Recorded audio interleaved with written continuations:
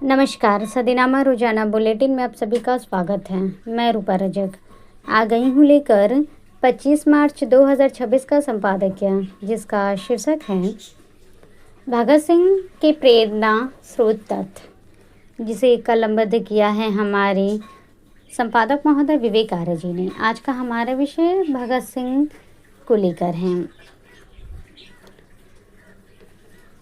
भगत सिंह के विषय में, भगत सिंह के मन में उनके दादा सरदार अर्जुन सिंह द्वारा बोए गए क्रांति बीज आर्य क्रांतिकारियों भाई परमानंद, करतार सिंह आदि जवानों को खूब भाए। यह पूरा परिवार आर्य समाज की प्रगतिशील विचारधारा से प्रभावित था। जानते हैं संबंध में आगे क्या कहते हैं हमारे संपादक महोदय।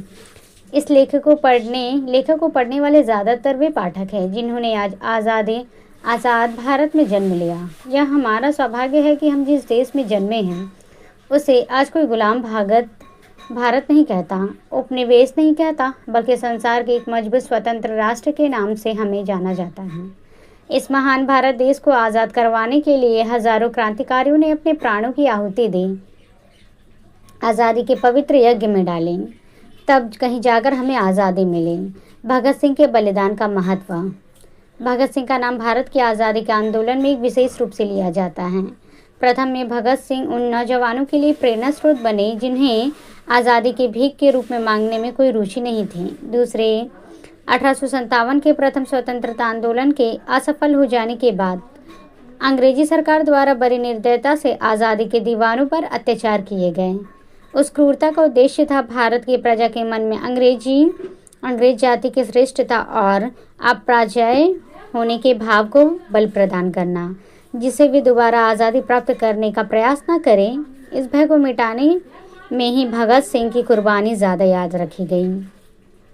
किसी भी व्यक्ति को महान बनाने के लिए महान कर्म यानी तप करना पड़ता है, और उस तप की प्रेरणा उसे संस्कार और विचार में होते हैं। उसके किसी भी व्यक्ति के विचार से ऊपर उठकर और उसे नीचे गिरा नहीं सकते हैं।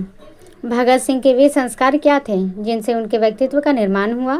भगत सिंह कई महान आत्माओं से प्रेरित हुए, जैसे करतार सिंह, भाई परमानंद, सरदार अर्जुन सिंह आदि। भगत सिंह के आदि प्रेरणा स्रोत सरदार अर्जुन सिंह उनके दादा थे और स्वामी दयानंद के उपदेश सुनने के बाद वैदिक विचारधारा से प्रभावित हुए थे, जिनका जीवन बदल गया। सरदार अर्जुन सिंह उन विरल व्यक्तियों में से थे जिन्हें न केवल स्वामी दयानंद के उपदेश सुनने का साक्षात अवसर मिला, अपितु वे आगे चलकर स्वामी जी की वैचारिक क्रांति के क्रियात्मक रूप से भागीदारी भी बने। स्वामी दयानंद के हाथों से उन्हें यज्ञोपवीत प्राप्त हुआ और उन्होंने आजीवन वैदिक आदर्शों का पालन करने का व्रत लिया। उन्होंने तत्काल मांस खाना छोड़ दिया और शराब को भी जीवन भर छोड़ दिया। अब नित्य हवन उनका साथी और वैदिक संध्या उनकी प्रहरी थे। समाज में फैले अंधविश्वास जैसे मृतक श्राद्ध, पाखंड आदि के खिलाफ उन्होंने न केवल प्रचार किया अपितु शरणार्थ भी किए। शास्त्रार्थ। राष्ट्रीय एकता के पक्षधर। सन 1897 में कुछ सिखों में अलगाववाद की एक लहर लड़ी। काहन सिंह नाम से एक लेखक ने हम हिंदू नहीं के नाम से पुस्तक लिखकर सिख पंथ को हिंदू समाज से अलग दिखाने का प्रयास किया, तो सरदार अर्जुन सिंह ने हमारे गुरु वेदों के पैरोकार थे शीर्षक से पुस्तक लिखी। इस पुस्तक में उन्होंने गुरु गोविंद सिंह गुरु ग्रंथ साहिब में दिए गए श्लोकों को प्रस्तुत किया, जो वेदों की शिक्षाओं से मिलते जुलते थे, और इससे यह सिद्ध किया गया कि ग्रंथ साहिब की शिक्षाएं वेदों पर आधारित हैं। सरदार अर्जुन सिंह का धार्मिक दृष्टिकोण। सरदार अर्जुन सिंह ने अपने ग्राम बंगा, जिला लायलपुर के गुरुद्वारे को बनाने में तो सहयोग किया ही, और वे गुरुद्वारा में तो जाए थे पर कभी गुरु ग्रंथ साहिब के आगे माथा नहीं टेकते थे। वे कहते थे कि गुरु साहिबान की शिक्षा पर चलना सही है। वे कहते थे कि मूर्ति पूजा की भांति ही यह पुस्तक पूजा है। वे ग्राम के बड़े जमींदार थे। ग्राम के विकास के लिए उन्होंने कुएं और धर्मशाला भी बनाई। हर वर्ष अपने ग्राम में आर्य समाज के प्रचारकों को बुलाकर हवन और उपदेशकों का प्रवचन आदि करवाते थे, जिसे ग्राम से छुआछूत, अंधविश्वास और नशे आदि कलंक सदा के लिए मिट जाए। सन 1909 में पटियाला रियासत में आर्य समाज पर राजद्रोह का अभियोग अंग्रेज सरकार ने चलाया। निर्दोष आर्य समाज के अधिकारी और सदस्यों को बिना कारण जेल में बंद कर दिया गया। इसका उद्देश्य सिखों और आर्यों में आपसी वैमनस्य पैदा करना व देसी रियासतों से आर्य समाज की जागरण क्रांति की मशाल को मिटा देना था। इस संकट की घड़ी में जब कोई भी वकील आर्य समाज का केस लड़ने को तैयार न हुआ, तो खुद स्वामी श्रद्धानंद ने आर्य समाज के वकील के रूप में केस की पैरवी की और कोर्ट में सिद्ध किया कि आर्य समाज का उद्देश्य समाज कल्याण करना है, न कि विद्रोह को बढ़ाना। इस मामले में सरदार अर्जुन सिंह भी सक्रिय हुए। अन्य आर्यों के साथ मिलकर उन्होंने गुरु ग्रंथ साहिब के 700 ऐसे श्लोक प्रस्तुत किए कि वेदों की शिक्षा से मेल खाते हैं। इस प्रकार सिख समाज और आर्य समाज में आपसी मधुर संबंध बनने में आपके प्रयास के मेल के पत्थर सिद्ध हुए। सत्य मार्ग के तपस्वी पथिक। एक बार वे एक विवाह उत्सव में शामिल हुए, जहां एक सिख पुरोहित स्वामी दयानंद रचित सत्यार्थ प्रकाश की आलोचना कर रहा था। आपने उसे चुनौती दी कि वह किस कथन के आधार पर आलोचना कर रहा है। वह कथन ही सत्यार्थ प्रकाश में नहीं, उसने कहा कि यदि सत्यार्थ प्रकाश लाओगे तो मैं प्रमाण कर दूंगा। अर्जुन को उस पूरे गांव में सत्यार्थ प्रकाश न मिला। आप तत्काल अपने गांव वापस गए और दिन सत्यार्थ प्रकाश लेकर वापस आ गए। आलोचक ने सत्यार्थ प्रकाश में वह बात न दिखा सका और माफ़ी मांगकर पिंड छुड़ाया। ध्यान दीजिए, अर्जुन सिंह जी का गांव वहां से लगभग 60 मील दूर था। सत्य मार्ग पर चलते हुए जो कष्ट होता है उसे ही असली तप कहते हैं। पूरा कुटुंब क्रांति के मार्ग पर। स्वामी दयानंद 1857 के पश्चात पहले गुरु थे जिन्होंने स्वदेशी राज्य का समर्थन किया, विदेशी शासन का बहिष्कार किया।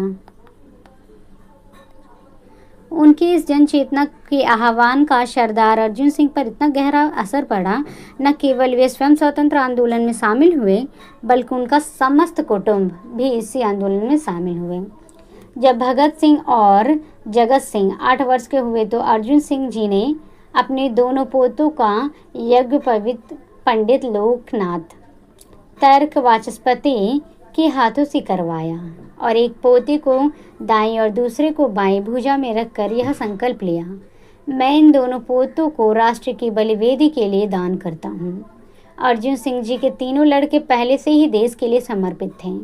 उनके सबसे बड़े पुत्र और भगत सिंह के पिता किशन सिंह सदा हथकड़ियों की चौसर और बेड़ियों की शतरंज से खेलते रहे। उनके मंझले पुत्र अजीत सिंह को तो देश निकाला देकर मांडले भेज दिया गया। बाद में वे विदेश जाकर गदर पार्टी के साथ जुड़कर कार्य करते रहे। छोटे पुत्र स्वर्ण सिंह का जेल में तपेदिक से युवावस्था में ही देहांत हो गया था। अपने दादा द्वारा देश हित के लिए संकल्प को पूरा करने के लिए अपने पिता और चाचा द्वारा अपनाए गए कंटक भरे मार्ग पर चलते हुए भगत सिंह भी वीरों की भांति देश के लिए 23 मार्च 1931 को 23 वर्ष की अल्पायु में फांसी पर चढ़ गया और अमर हो गए। भगत सिंह के मन में उनके दादा सरदार अर्जुन सिंह जी के द्वारा बोए गए क्रांति बीज आर्य क्रांतिकारियों भाई परमानंद करतार सिंह सराभा, सूफी अम्बा प्रसाद द्वारा दी गई खाद से पल्लवित होकर जवान होते होते देश को आज़ाद करवाने की विशाल बरगद रूपी प्रतिज्ञा बन गया। यह पूरा परिवार आर्य समाज की प्रगतिशील विचारधारा से प्रभावित था, जिसका श्रेय सरदार अर्जुन सिंह को जाता है। साम्यवादी लेखों द्वारा अन्याय।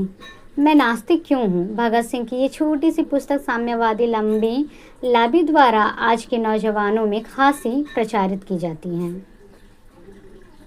जिसका उद्देश्य भगत सिंह जैसे महान बनना नहीं, अपितु नास्तिकता को बढ़ावा देना है। इसे कंधा भगत सिंह का और निशाना कोई और का हो सकता है। मेरा प्रश्न यह है कि क्या भगत सिंह इसलिए महान थे कि वे नास्तिक थे अथवा इसलिए कि वे देशभक्त थे? सभी कहेंगे इसलिए कि वे देशभक्त थे। फिर यह नास्तिकता का प्रोपोगंडा अनजान नौजवानों को सत्य से अनभिज्ञ रखने का प्रयास नहीं तो क्या है? यदि किसी क्रांतिकारी की आध्यात्मिक विचारधारा हमें आदर्श है हमारे लिए, तो भगत सिंह के अग्रज पंडित राम प्रसाद बिस्मिल, जो न केवल कट्टर आर्य समाजी थे, ब्रह्मचर्य का पालन करने वाले थे, जिनका जीवन सत्यार्थ प्रकाश को पढ़ने से पूर्ण परिवर्तित हो गया, क्यों हमारे लिए आदर्श और अनुकरणीय नहीं हो सकते? आर्य समाज मेरी माता के समान है और वैदिक धर्म के लिए पिता तुल्य हैं। ऐसा उद्घोष करने वाले लाला लाजपत राय क्यों हमारे लिए वर्णीय नहीं हो सकते? मेरा प्रश्न यह उठाने का मंतव्य वीर भगत सिंह के बलिदान को कम आंकना नहीं है, बल्कि यह कहने का है कि हर क्रांतिकारी हमारे लिए महान है। उनकी वीरता और देश सेवा हमारे लिए वर्णीय है। भगत सिंह जी की क्रांतिकारी विचारधारा और देशभक्ति का कारण नास्तिकता नहीं, अपितु उनके पूर्वजों द्वारा माँ के दूध में पिलाई गई देशभक्ति की लोरियां हैं। के श्रेय स्वामी दयानंद को जाता है, इसका सारा श्रेय। तो ये था दोस्तों हमारा आज का संपादकीय। कल फिर लौटेंगे एक नए विषय एक नए संपादकीय के साथ। तब तक के लिए नमस्कार।